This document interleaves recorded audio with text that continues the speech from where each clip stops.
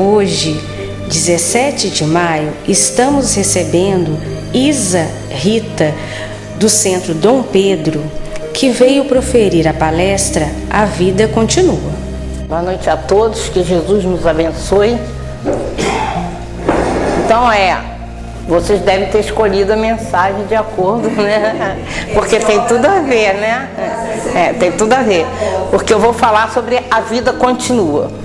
E é interessante a gente chegar num centro e falar sobre a vida continua desde o momento que a gente sabe que somos imortais.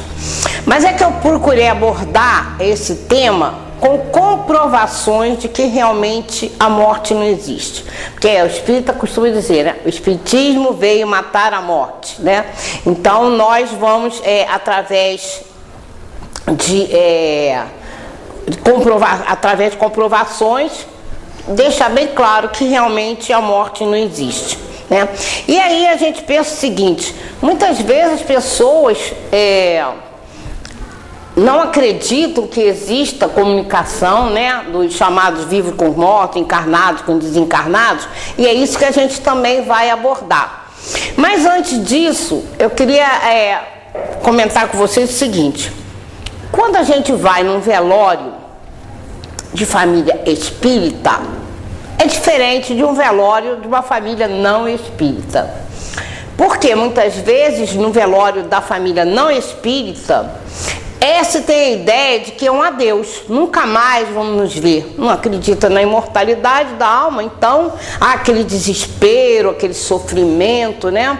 Então nós não vamos encontrar o mesmo ambiente num velório de família espírita. Porque a família espírita, sabendo que somos imortais, sabe de que não é um adeus, é um até breve. E aí a gente vê as possibilidades realmente da gente se reencontrar. Olha, todas as noites, quando nós vamos dormir, o nosso corpo está repousado, o nosso espírito pode sair e aí encontrar realmente esses amigos, desde que o cordão de prata esteja lá direitinho, né? Porque se ele se romper, a gente desencarna também. Então a possibilidade, podemos nos encontrar todos os dias. Sabemos nós que quando a gente desencarnar, provavelmente vamos nos encontrar. Porque a gente vê assim, pessoas que estão, a gente está vendo que está já partindo, né? E às vezes as pessoas falam, estou vendo minha mãe, meu avô, minha isso. Realmente já estão lá de braços abertos esperando para que nós entremos na pátria espiritual. A gente inverte os valores, né? Aqui é uma escola, então na realidade a gente devia estar feliz que está partindo para a pátria espiritual. Estão lá os outros parentes a nos esperar. E a outra possibilidade é que quando a gente reencarnar, podemos vir juntos, né? Tem uma palestra do Haroldo que ele está falando em quantas reencarnações que a gente vem na mesma família, com papéis trocados, porque a gente precisa mesmo se harmonizar. Então as possibilidades de nos encontrarmos são grandes, então não há motivo para o desespero, né? A gente sabe que um até breve. Tem duas experiências interessantes que passaram com duas pessoas conhecidas. Ela disse que foi cobrada no velório da mãe, porque ela estava serena, e o pessoal chegou para ela e perguntou assim: ué, você não gostava da sua mãe, não? Por quê? Você não está chorando, nem está desesperada. E ela explicou por quê. Outra é mais engraçado, porque eu não posso falar o nome da pessoa, porque ele é palestrante também lá em Juiz de Fora. A mãe dele não estava muito bem, ela desencarna e ele estava feliz. E aí uma companheira nossa falou assim: olha, menos, você está muito sorridente. Ele falou: não, mas minha mãe estava sofrendo muito, agora ela está bem. Ela falou assim: mas nem todo mundo que está aqui é espírita, ninguém vai entender essa sua postura, né? Menos, porque realmente a mãe já estava sofrendo muito e ele sentiu-se aliviado, porque ela estava partindo para a parte espiritual e deixando de sofrer. Que nem uma senhora perguntou para o Divaldo, o marido dela estava muito mal, aí falou assim: meu marido, o que vai acontecer com ele? Aí o Bezerra mandou o recado: vai ficar muito bem. 2 dias depois ele desencarna. Aí ela foi cobrar do Divaldo sem graça, mas foi o Bezerra que falou. Aí ele foi falar com o Bezerra. O Bezerra disse o quê? Pô, mas ele estava sofrendo muito, né? Cheio de dor, agora ele está bem. Então é isso aí que é a nossa visão espírita do desencarne, né? E como eu falei ainda há pouco, algumas pessoas não acreditam que exista, né, essa comunicação entre encarnados e desencarnados, ou vivos e mortos. Tem uma passagem na Bíblia Sagrada que até hoje ela não foi contestada lá no Antigo Testamento por religião nenhuma. É o primeiro livro de Samuel, no capítulo 28, em que o rei Saul, na iminência de ser invadido, ele vai consultar uma pitonisa e ele próprio fala com o rei Saul. Essa passagem, como outras tantas estão na Bíblia, né, está na Bíblia, e que a gente tem a comprovação de que realmente existe a comunicação entre os vivos e mortos. Aí a gente para pensar, olha, se essa comunicação não fosse possível, Jesus teria deixado bem claro, não é possível. Mas Jesus, do jeito que ele ensinava, a metodologia dele não era de dizer, e sim fazer. Então ele nunca disse que sim e nunca disse que não. Simplesmente vivenciou aquele momento ele que está no Monte Tabor, com Pedro e João, falando com quem? Com Elias e Moisés. Elias desencarnado há 800 anos e Moisés há 1200 anos. No primeiro momento os apóstolos ficaram assim, assustados, mas logo entenderam que realmente eram espíritos que tinham vivido na Terra, né? Então eles entenderam que essa comunicação realmente é possível. Bom, aí nós temos também outras comprovações. Outra que é interessante a gente citar é um dos livros do Pentateuco, O Céu e o Inferno. O que é, na realidade, esse livro? Qual a finalidade dele? A finalidade dele foi um alerta. Porque os espíritos se comunicaram trazendo para nós a notícia de como eles se encontravam na parte espiritual de acordo com o que eles viveram. Bom, aí a gente vai encontrar mensagens de espíritos felizes, infelizes, cruéis, criminosos, suicidas, e uma gama muito grande de espíritos que estão mostrando para nós como eles se encontram na espiritualidade de acordo com o que eles viveram. Então, eu achei muito interessante, né, como, claro, Kardec colocar o nome Céu e Inferno. Ora, nós espíritas sabemos que não existe um lugar circunscrito chamado inferno, né, de fogo eterno. O que existe na realidade? É a sensação de. Então, eu acabei de desencarnar. Não existe nenhum juiz que vai pegar um papel e dizer: ó, Isa Rita, você fez isso, não fez aquilo. Não. A minha consciência vai me cobrar o que fez de certo, o que eu fiz de errado. Então, nesse momento, nessa avaliação que eu vou fazer, se eu cumprir a minha meta, né, que eu programei na minha reencarnação, se eu fiz o bem, eu vou estar na sensação céu. Caso contrário, estarei na sensação inferno, né? Então, esse livro é justamente um alerta, né, que os espíritos trouxeram para nós. Olha como eu me encontro, naturalmente sofrendo, né, porque fez isso de errado. Vê como eu me encontro bem, porque eu fiz o que é bom, o que é certo, fiz caridade. Aí nós vamos ver uma série de mensagens daqui a pouco que vieram através do Chico, mostrando para nós como os espíritos se preocupam em mostrar que estão vivos, em chamar a nossa atenção. Façam a caridade, é isso que a gente vai ver daqui a pouco. Mas antes, nós vamos pegar aqui uma comprovação científica de que a morte não existe. Bom, saiu em 18 de abril de 1857 o Livro dos Espíritos, e a Inglaterra não aceitou os postulados espíritas. O que eles fizeram? Eles contrataram o mais importante, né, físico químico chamado William Crookes, para que ele provasse que tudo que o espiritismo trouxe era bobagem. Cientista como era, ele encontrou uma médium chamada Florence Cook E começou a fazer os experimentos. Como ele fez? Ele a colocava sentada numa cadeira com várias testemunhas e ela ficava sentada ali acorrentada, várias correntes e vários cadeados, para ela ficar completamente imóvel, para provar que o que acontecesse dali em diante não havia truque, era o que era fato. Bom, aí nas primeiras experimentações, né, foram mãos luminosas, objetos que voavam, e foram fazendo uma série de experimentos, até que chegou um dia em que ele conseguiu a materialização da Kate King, através da médium. Como que é feita essa materialização? É quando nós temos um médium de efeito físico que doa o ectoplasma.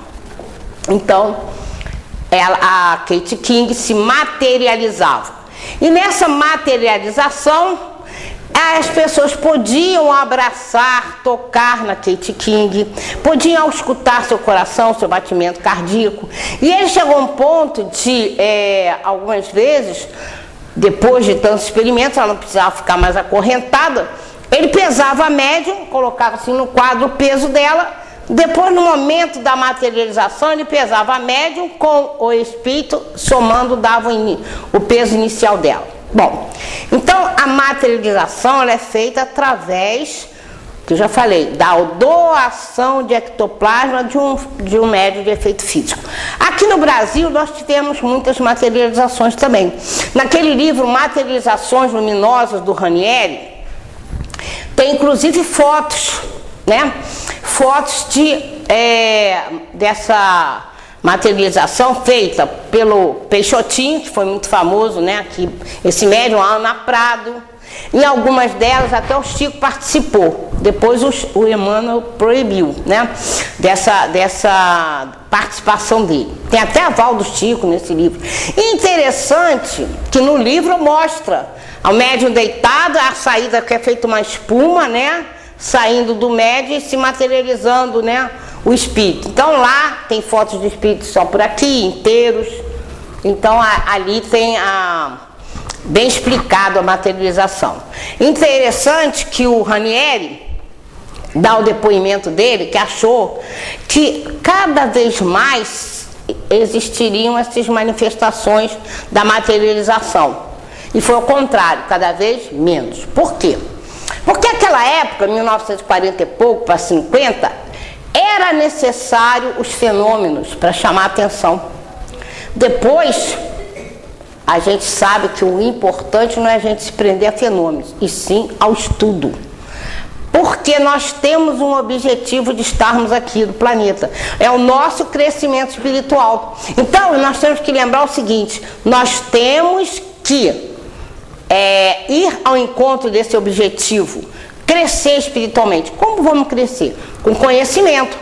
O conhecimento do caminho que Jesus deixou para nós. Ele disse, eu sou o caminho, a verdade e a vida, quem quiser o Pai será através de mim. E prometeu para nós o Consolador, que é a doutrina espírita, que traz para nós, além desse caminho, a doutrina espírita traz para nós as ferramentas desse nosso crescimento espiritual.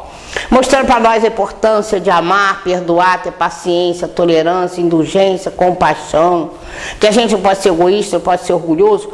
Tudo isso nós vamos aprender e tentar colocar em prática no nosso dia a dia. Nós precisamos trabalhar? Precisamos, porque a gente precisa sobreviver. Mas o tempo que nos resta durante o dia, por exemplo, é para o crescimento espiritual, é buscar esse crescimento espiritual. O Bezerra de Menezes, daquele livro Recados do Meu Coração, ele fala que às vezes a gente perde muito tempo no nada. Aí ele brinca, faz uma projeção. Por exemplo, você perde num dia 1 hora, uma semana são 7 horas, e lá vai. Depois ele fala assim, se você viver 70 anos, é capaz de você perder 3 anos e meio no nada. E depois chega na espiritualidade se cobrando, porque a gente lê mensagens dos espíritos que trabalharam muito na seara espírita, fazendo caridade, chegou lá, mal baratei o tempo, não aproveitei o tempo, né? Então é isso que importa para nós. O tempo que nos sobra, vamos fazer a caridade, que tem um leque imenso de oportunidade. Mas como não é nosso objetivo falar sobre isso, o nosso objetivo é mostrar que a vida continua. nós vamos ver que realmente nessas mensagens que chegavam através do Chico, de outros espíritos, mostrando para nós a importância de provar que estavam vivos, porque as cartas trazem particularidades que ninguém, como que o Chico ia adivinhar determinadas coisas. E também mostrando para nós que precisamos fazer a caridade. Por que a importância dessas mensagens de dizer que estou vivo? Por causa do desespero que muitas vezes acontece com os encarnados, que perturbam a continuidade da vida na espiritualidade. Né? Tem um livro, Enxugando Lágrimas, ou Eles Voltaram, um dos dois, o Chico recebeu muitas mensagens de jovens lá de Goiânia, desesperados, porque a maioria deles adolescentes, porque os pais estavam desesperados. E eles precisavam que essas mensagens chegassem aos pais para dizer: estou vivo, não chore, não se desespere, porque eles precisavam caminhar, estudar, trabalhar na espiritualidade. E o Chico foi e levou realmente para esses pais esse consolo, né? Então a gente vai ver, por exemplo, a Nair Belo, ela desencarnou tem uns 2 anos por aí, né? Mas há muitos anos atrás, ela achou que perdeu o filho. E aí saiu do mundo artístico, muito desesperada, né? Com depressão, coisa e tal. Aí um belo dia o filho traz uma mensagem através do Chico. Quando ela leu, a carta é linda, com particularidades, apelidos, só ela saberia. Então ela disse: meu filho está vivo. E voltou ao mundo artístico. Então, na realidade, o objetivo dessas cartas são esses, né? Para que ninguém se desespere, entende que a vida continua, né? E eles chamam muita atenção para se fazer a caridade. Então nós vamos ver num livro aqui, ó, Presença de Chico, uma psicografia datada 1º de dezembro de 1961, que é intitulada Não Culpem o Médico. A carta é muito grande. Eu fui enxugando, pegando só algumas frases para dar sentido. Minha querida Mariana, peço calma e paciência a você. Ajude-me, não chore mais. Ainda não pude acomodar minha nova situação. Em verdade, a sua dor quase me anula. Ampare-me, eu também sofro. Encontrei amigos, seu pai Eduardo Amparando. Como é que o Chico ia saber que o pai dela já tinha desencarnado e chamava Eduardo, né? Tem outras comprovações, mas eu só peguei essa aí. Mas eu estou enfermo e cansado. Se você conseguir paciência, vou melhorar mais depressa.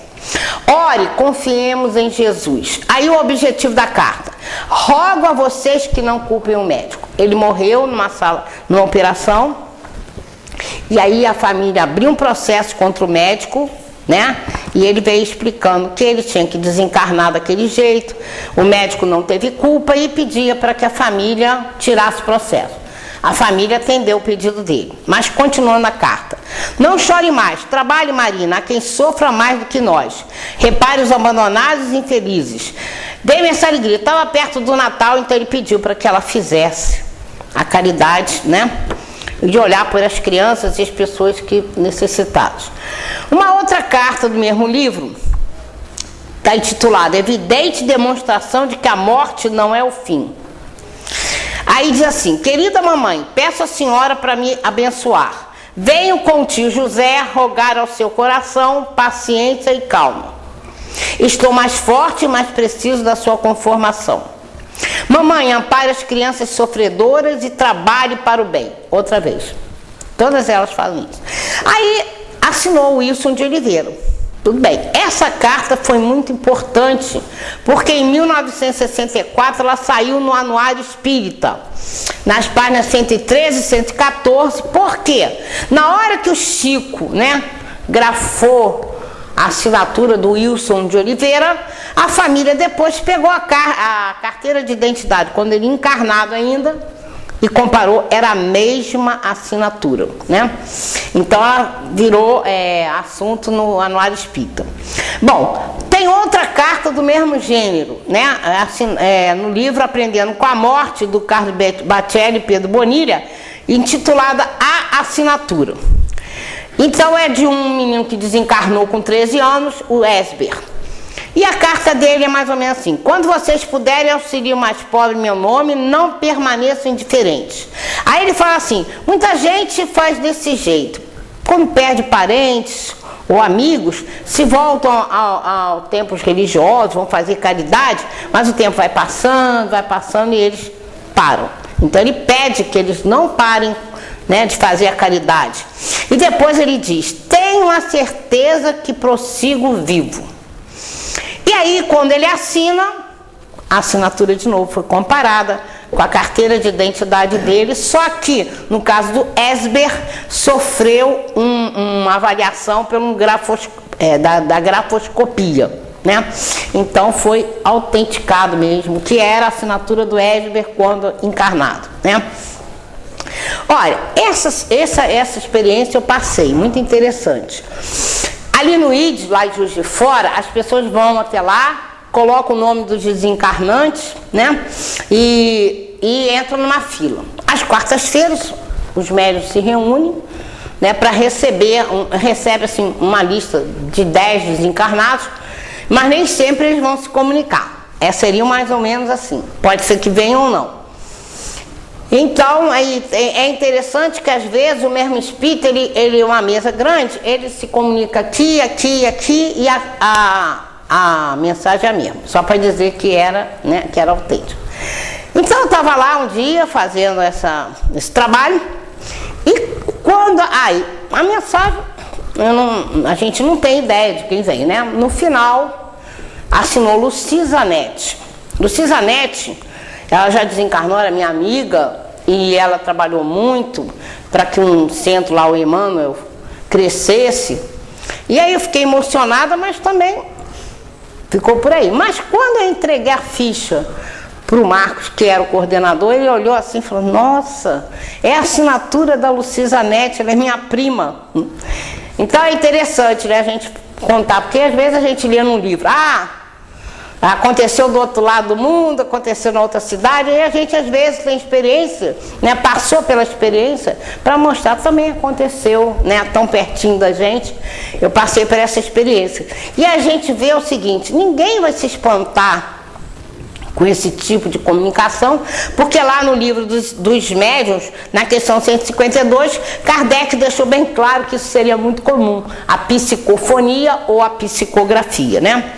No livro Aprendendo com a Morte, eles trazem, os autores, Batelli e o Bonilha, uma informação interessante, que existe um livro chamado A Psicografia à Luz da Grafoscopia, que foi o trabalho do Carlos Augusto Pandréa, que nem era, ele era católico, mas ele pegou várias e várias mensagens do Chico e fez um exame grafoscópico para ver ou a autenticidade da letra ou da assinatura. E ele então comprovou que realmente era ou a letra ou a assinatura era daquela pessoa que já tinha sido encarnada. Aí a gente vê o seguinte: quando a ciência apresenta fatos, não é possível antepor argumentos. É fato. Acabou, né? E aí a gente vê também outra informação, no livro Quem Tem Medo da Morte, o Richard Simonetti, ele traz informação do Dr. Raymond Moody Jr., que escreveu um livro, Vida Depois da Vida. Ora, Vida Depois da Vida é o relato desse médico que pegou mais de 1.200 casos daquelas pessoas que passam pela experiência quase morte. É o como. A Globo, há muitos anos atrás, ela fez um documentário, as pessoas contando, né, que naquele período em que elas estiveram, entre as fora, né, elas subiram por um túnel com muita luz, depois voltaram para um túnel escuro. Não estava na hora de desencarnar, tinha que voltar. E aí, esse médico, tem também o Dr. Benésio, e eu esqueci de trazer o Anuário Espírita de 2014, que tem um médico em que ele passou 25 anos ouvindo a experiência dos seus pacientes, na experiência quase morte, e ele passou pela mesma coisa. Então ele escreveu um livro. Eu falhei, não trouxe o livro, deixei em cima da mesa. Mas vamos focar aqui do Raymond Moody Jr. Então o que ele viu? Ele viu o seguinte, que independente escolaridade, independente da situação socioeconômica, independente da religião, os relatos eram os mesmos quando eles voltavam. E aí, o relato, na realidade, trazia para nós o que trouxe o assunto. Era, na realidade, descrevendo o mundo espiritual, as colônias, os reencontros, né? Então, é interessante essa comprovação. E existem outros médicos que fazem essas experiências e que eles vão catalogando as experiências dos seus pacientes. Ó, eu também tenho uma história interessante sobre isso, que aconteceu com um primo meu, católico. Ele passou pela experiência quase morte, 18 dias em coma. Aquela pessoa que a gente diz muito católico, né? Lá veio ele, quando ele voltou a si, trazendo notícias, né? Interessante que ele guardou as notícias todas. Então, um dos recados que ele trouxe era do nosso pai, que já tinha desencarnado, né? E eu não me lembro, porque tem muitos anos, vamos dizer que a gente lá em casa estivesse discutindo sobre esse objeto. Ninguém chegou a conclusão nenhuma, porque só o nosso pai poderia falar o que a gente queria saber. E a resposta veio através desse primo. E aí nós falamos para ele, olha, tem tudo a ver, porque está acontecendo isso lá em casa. Não era nada de excepcional, não, mas é uma comprovação. Aí nós falamos para ele, olha, tem a ver, porque nós estamos querendo saber isso. E ele trouxe a notícia. Então, outros acreditaram, outros não, mas olha que coisa interessante. Ele tá, a nora dele, médica, na época bem jovem, queria ser mãe, fez vários exames, vários tratamentos, e a medicina chegou à conclusão que jamais a Laila ia ser mãe.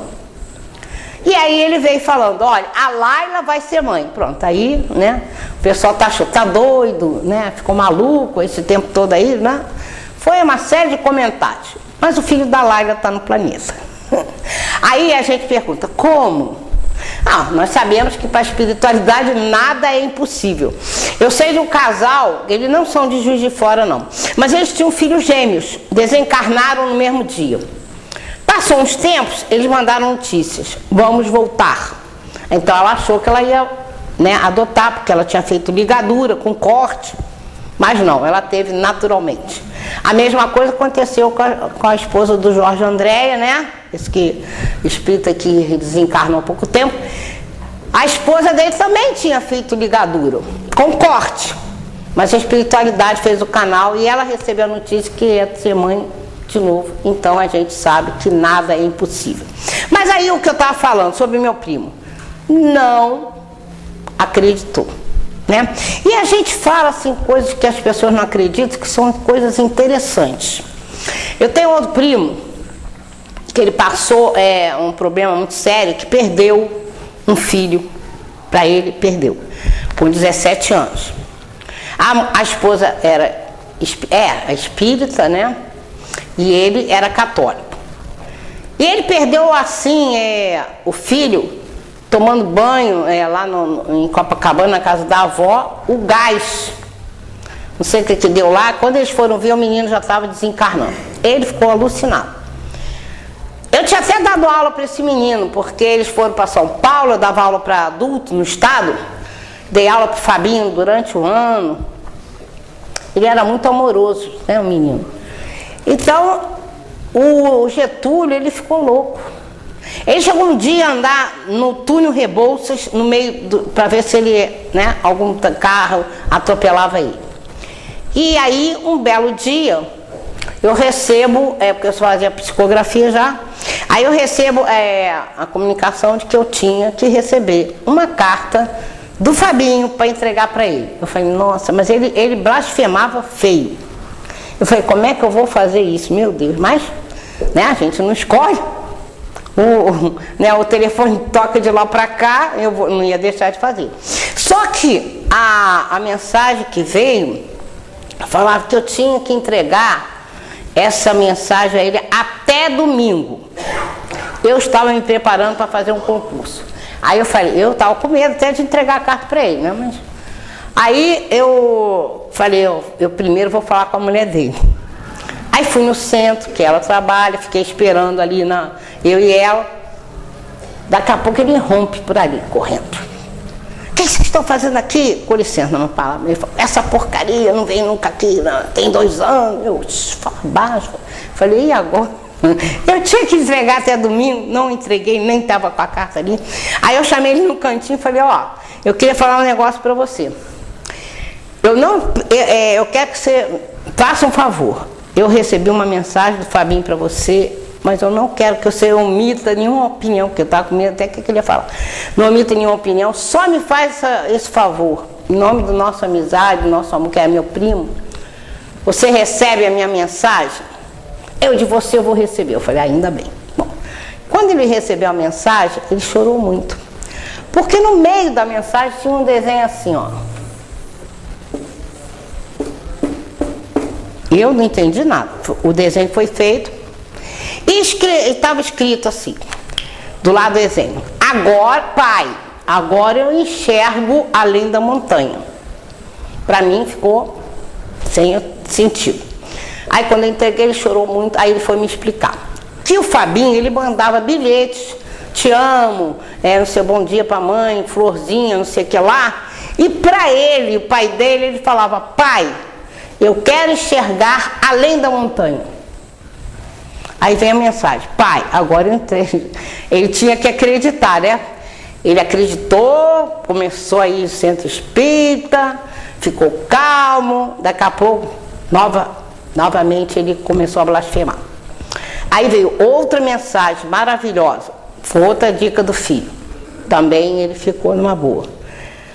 Aí depois voltou a não acreditar. E olha só o que aconteceu com ele. Um dia ele está em frente ao espelho, se penteando. Que ele olha assim no espelho, Fabinho! Ele vira, ele que contou. Abraçou o filho, sentiu que ele se materializou, o filho. Sentiu. Passou uns tempos, voltou tudo de novo. Então a gente vê, tem hora que não está na hora, né? Da pessoa, como esses pais... É só isso aqui para ele já seria o suficiente para ele acreditar que a vida continua, mas não foi o caso dele, né? Então a gente vê que tem horas que ainda não estamos preparados para determinadas verdades. Foi lançada a semente, mas ele não pegou. Tem também uma outra comprovação que veio, por exemplo, um Coelho Neto, nosso escritor, em 1940 e pouco, ele atende o telefone e era a neta dele desencarnada. Ele falou com a neta, que quis falar com a mãe, que era filha dele, ele se tornou espírita. E a gente sabe que realmente existem as comunicações instrumentais. As comunicações que são feitas através, né, da televisão, da antiga secretária eletrônica, agora no celular, né? Pode mandar o WhatsApp, como aconteceu com a minha amiga.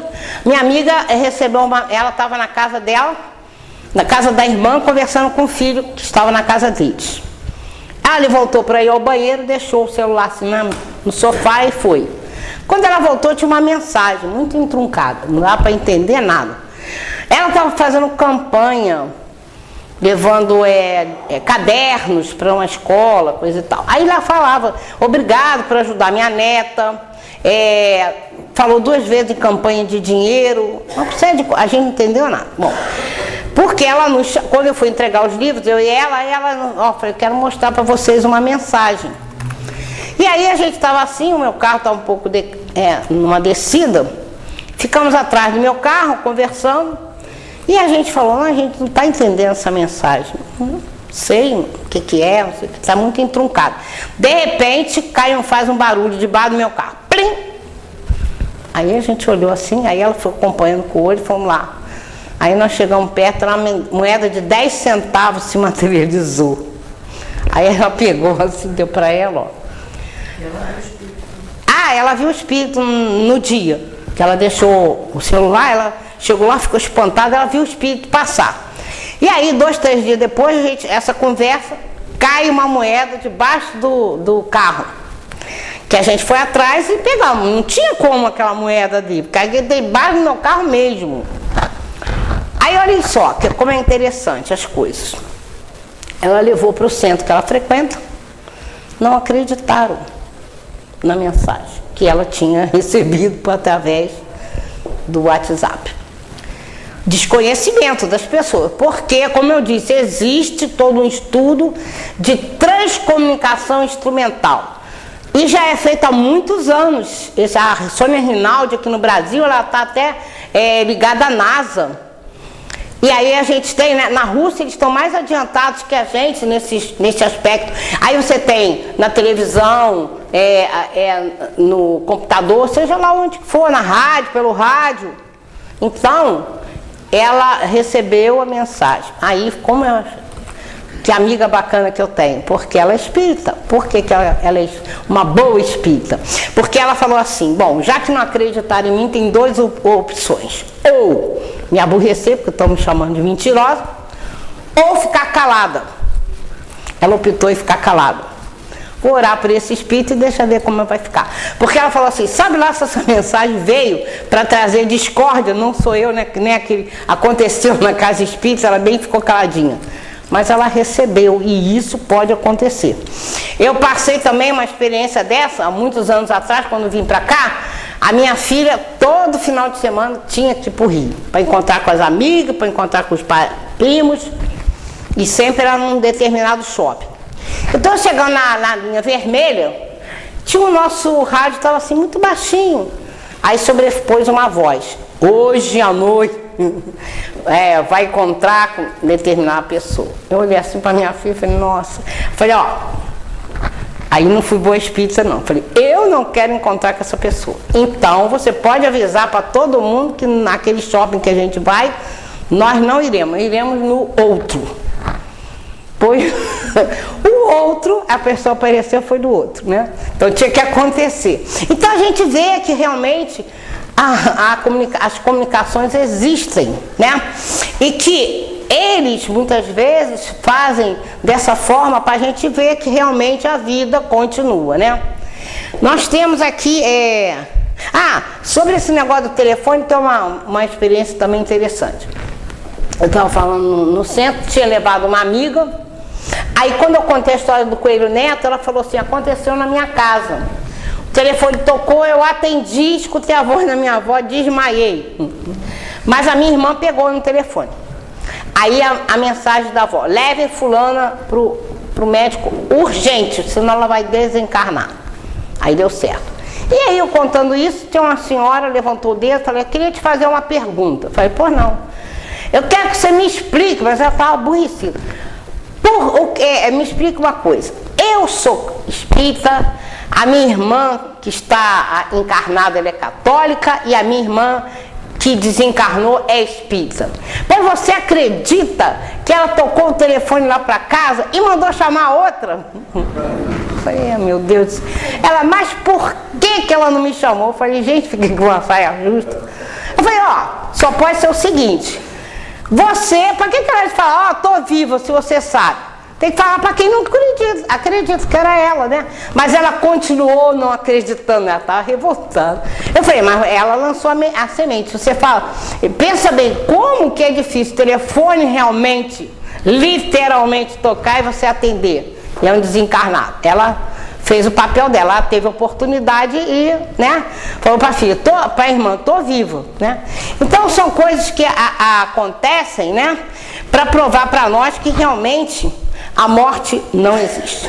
Tem outra carta aqui, no livro Aprendendo com a Morte, de uma menina com 10 anos, ela desencarnou, caiu do balanço e desencarnou.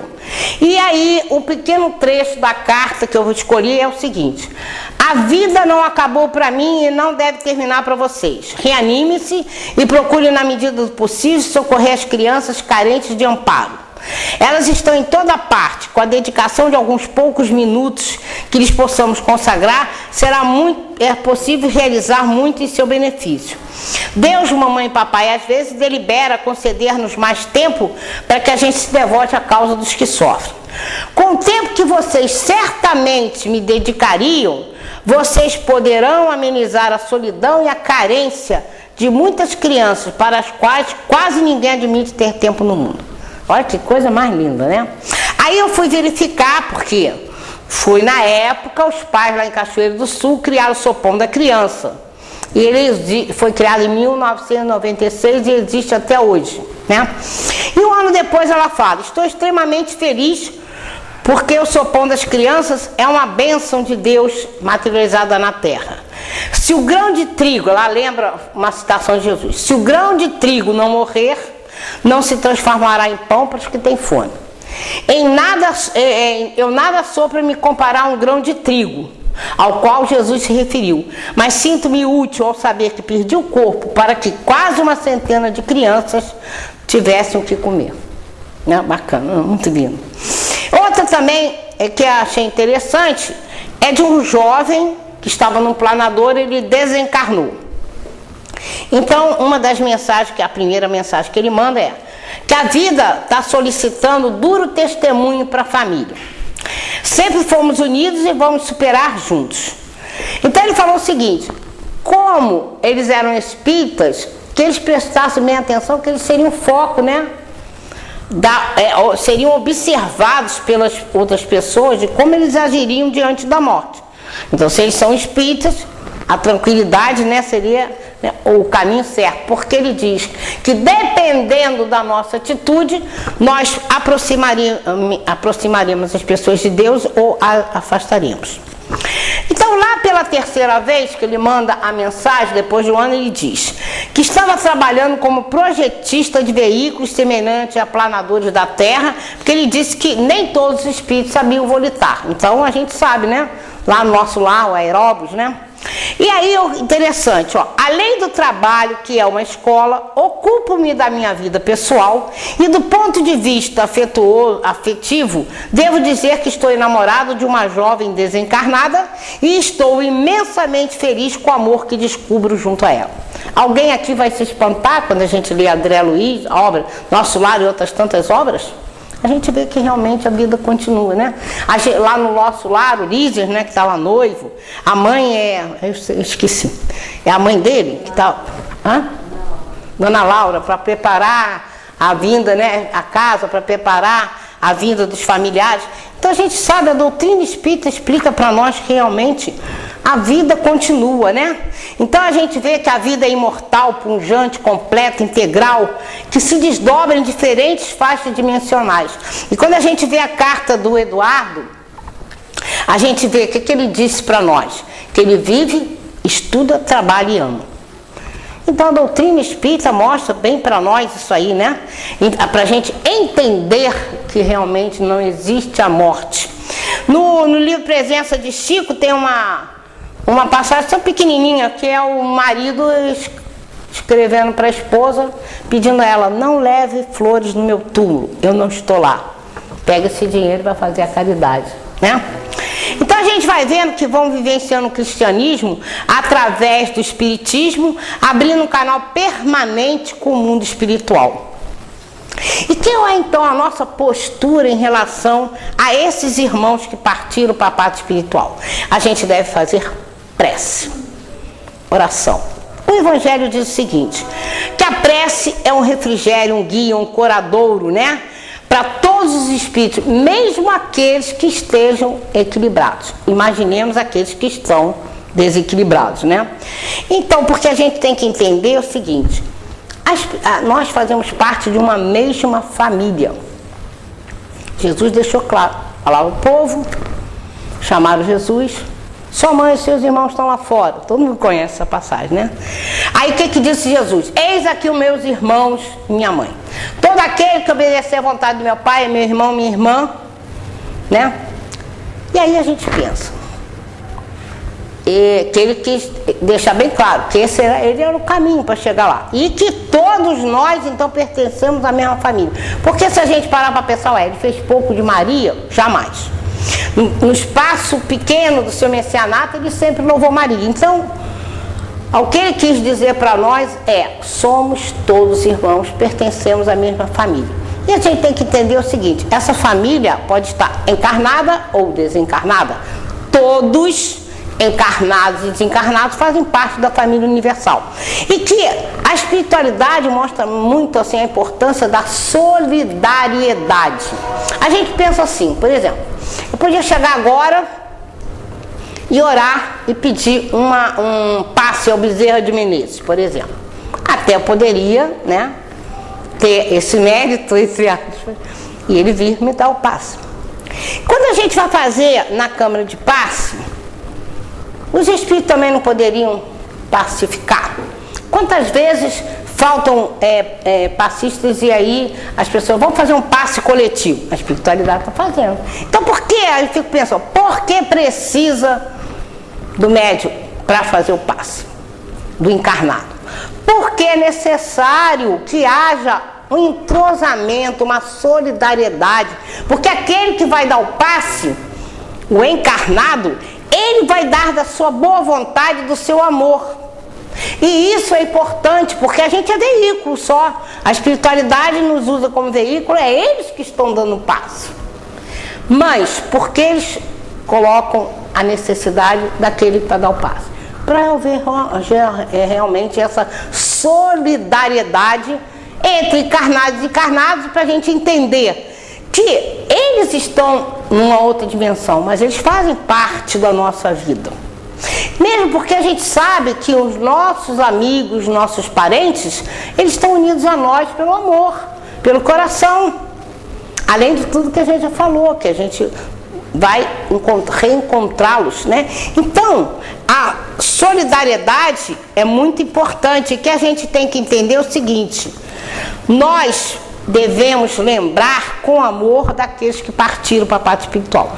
Eu não vou pensar, meu pai era muito bom, vou pedir a ele isso e aquilo. Se ele não estiver bem, o que eu vou fazer com ele? Deixá-lo desestruturado, desesperado? Talvez ele chegue até a mim com aquela vontade de querer me ajudar sem poder. Começa um condomínio aí aflitivo, né? Entre nós, sem necessidade. Porque eu não vou... eu tenho que entender que ele partiu para a parte espiritual. O que eu tenho que fazer em relação a ele é orar. E jamais ficar apontando os erros, que isso é uma obsessão. Fulano foi embora, mas ele era muito pão duro, ele era mau, ele era isso. Ele já está se cobrando na espiritualidade, não precisa ninguém lá para ainda ficar futucando, né? Falar, você esqueceu que você era isso. Isso aí é obsessão. As pessoas têm ideia de obsessão que ela possa ocorrer de lá para cá. Mas existe a de cá para lá. Então vou contar uma história. É uma piadinha. Um homem não conseguia dormir de jeito nenhum. Ele era espírita. Aí ele começou, passa um dia, passa outro, ele não conseguia dormir. Ele falou, eu estou sendo obsediado. Aí ele foi pedir ajuda, né? E aí passaram-se algumas sessões de desobsessão até que o espírito se apresentou. Aí eles perguntaram, é você que não deixa o nosso irmão dormir? Ele falou, sou eu. Mas por que você faz isso, meu irmão? Não, eu tenho que fazer. Mas por que? Não, eu tenho que me precaver. Não posso deixar ele dormir de jeito nenhum. Mas então você explica para nós. É porque quando ele dorme, ele vem aqui na espiritualidade e me dá uma surra. Como eu não quero apanhar, não deixo ele dormir. Parece piada, mas a gente sabe que acontece de formas diferentes. Isso aí é uma realidade. Outra forma de obsessão que as pessoas não se ligam. Obsessão de encarnado para encarnado, né? As pessoas vão... cada um de nós tem uma trajetória.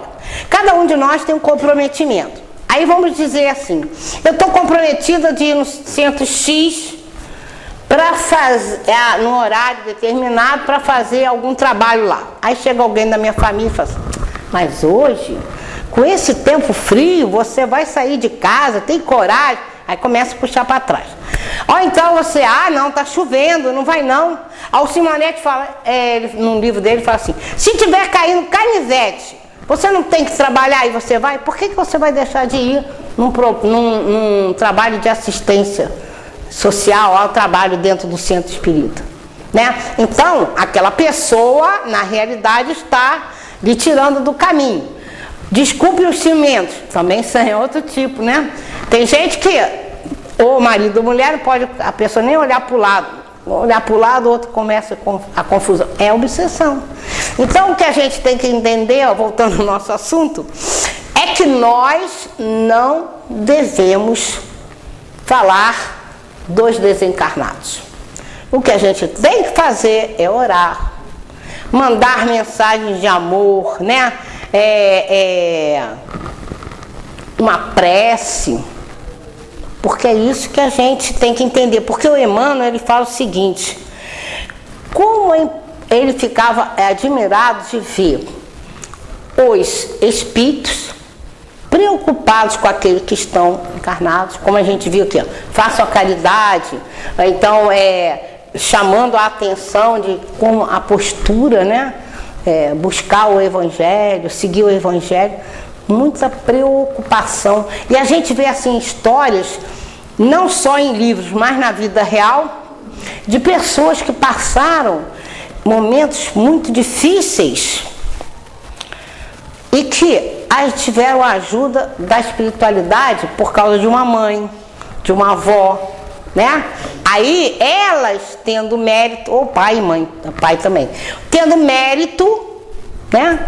Pode pedir ajuda, porque muitas vezes nós somos ajudados por misericórdia, não por merecimento, né? Aqui agora mesmo nós podemos estar sendo ajudados por misericórdia.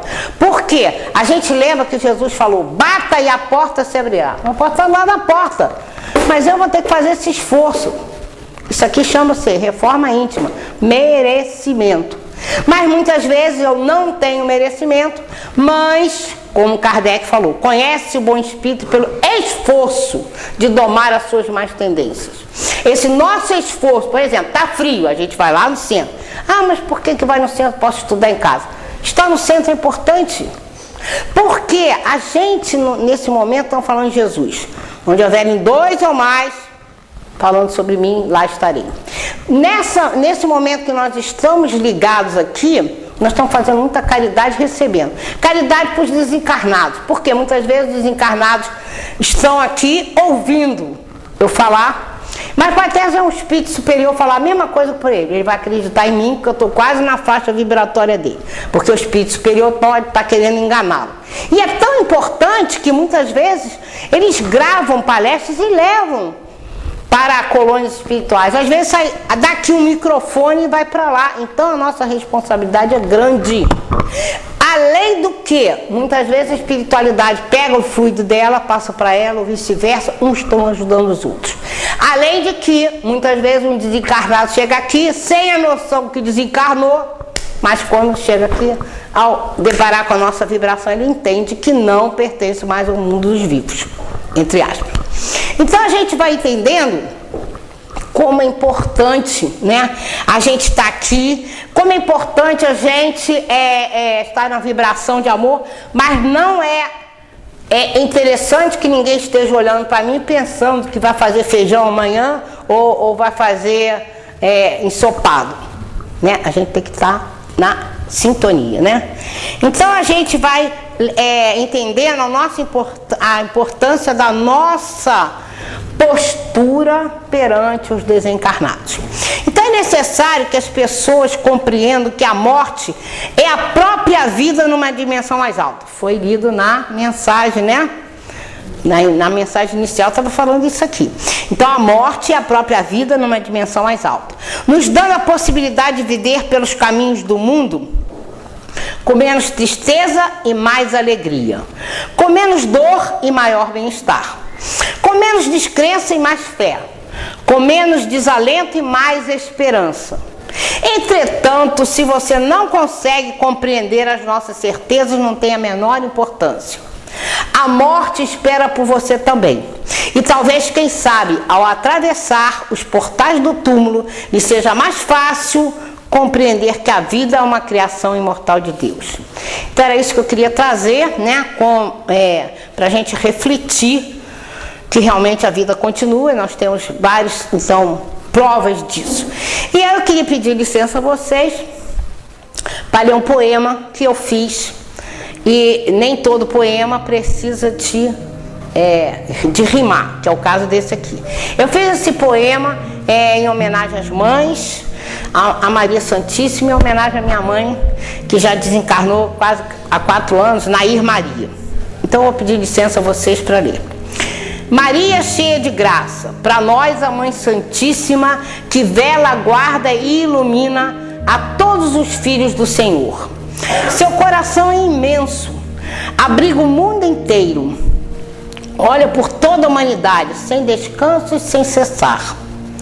Hoje presto a minha homenagem à vós, caridosa Mãe. Levo agora o meu pensamento e oro por todas as mães. Mães que exercem mandatos de amor, mulheres mães que se doam a todo o próximo necessitado. Peço, Mãe querida, que olhe pela minha também, Nair, que também é Maria, o meu muito obrigado, meu bem. Então fica aqui, né, para a gente refletir, né, sobre realmente as comprovações de que a morte não existe e que a gente entenda qual é a nossa postura perante aqueles que já partiram para a parte espiritual, né, que é de amor. Façamos oração, um poema, ou simplesmente dizer eu te amo, é o nosso papel. Que Jesus nos abençoe. Muito obrigada.